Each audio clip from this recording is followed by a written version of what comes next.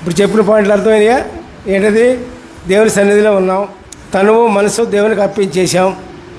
తర్వాత మనలో ఉన్న ప్రేమంతా కూడా దేవుని పాదాల ముందు పెట్టేశారా? దేవుని పాదాల ముందు పెట్టేశారా లేదా మీ ప్రేమని?